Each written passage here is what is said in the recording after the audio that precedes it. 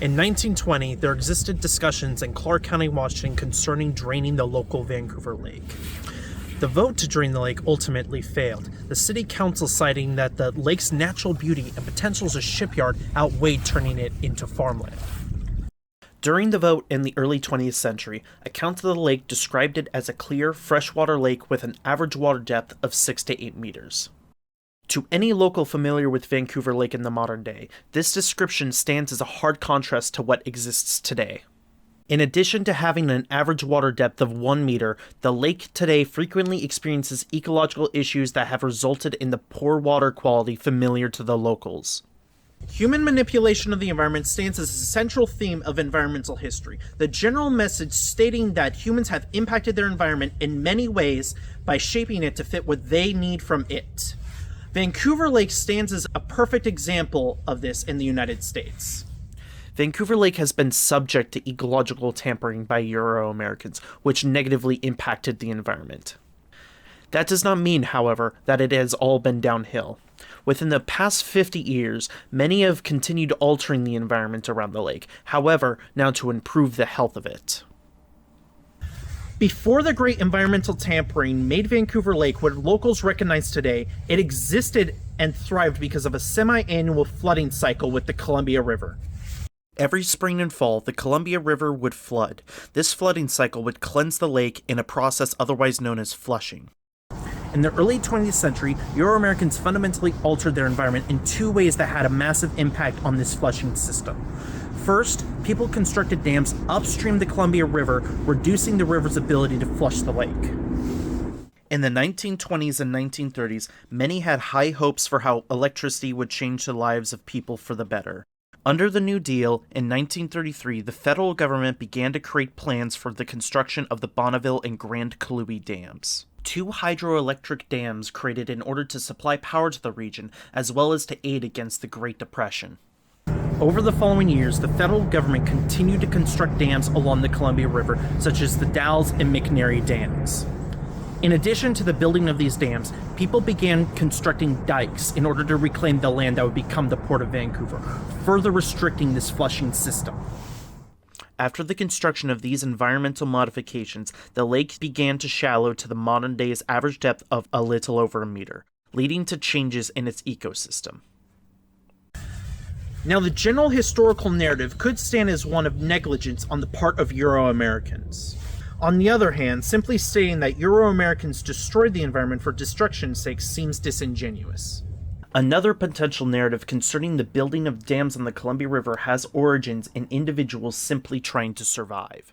Alan Taylor, an environmental historian, in his article, Wasty Ways, Stories of American Settlement, describes how generations born after the destruction of the environment criticized their elders for harming nature.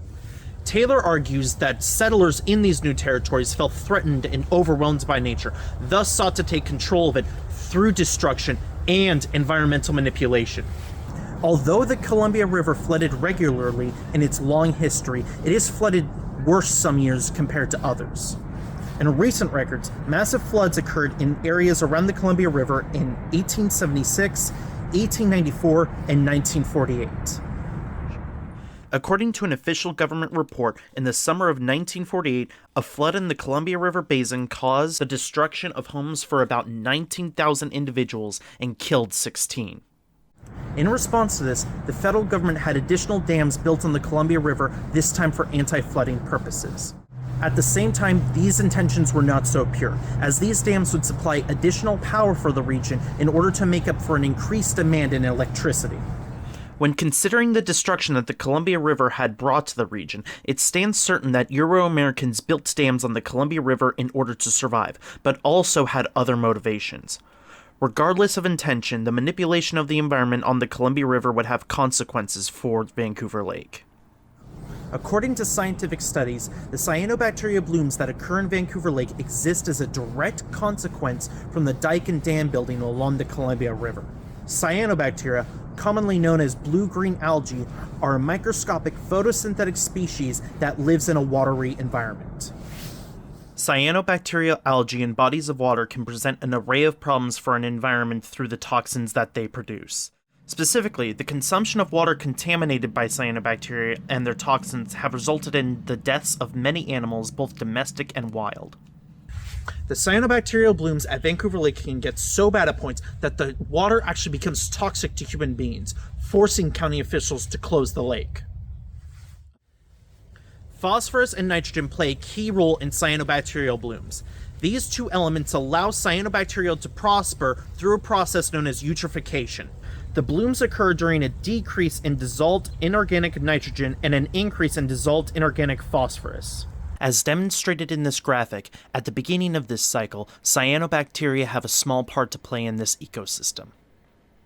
In 2 to 3 weeks of the cycle, competitors of the cyanobacteria such as diatoms begin to dwindle while cyanobacteria themselves grow in number. Weeks 8 to 12 begin the cyanobacteria bloom. Only in the post-cyanobacteria bloom does the amount of cyanobacteria diminish, and the ecosystem can return to a healthy state. Over the years, the decline of Vancouver Lake did not go unnoticed. Since 1960, great effort has been put into restoring the lake to a reasonably healthy state. Many organizations have attempted to study the lake in order to improve the water quality and the ecosystem. The Clark County Regional Planning Commission, Federal Water Pollution Control Administration, and Washington State University stand as 3 examples of organizations that have conducted studies over the years in order to improve the lake. Abstractly, these organizations aim to recreate a flushing system through a dredging project, as well as limit pollution in the lake.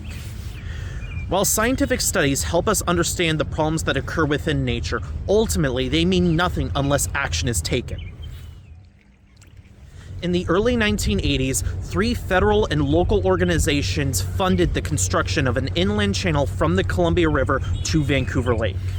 This project aimed to mimic the flushing process that the Columbia River used to do on its own before the construction of the dikes and dams. After final approval in 1981, the construction of the channel was completed in June 1983. Unfortunately, despite the best intentions and the channel's operation for almost 40 years, the water quality in the lake still remains poor.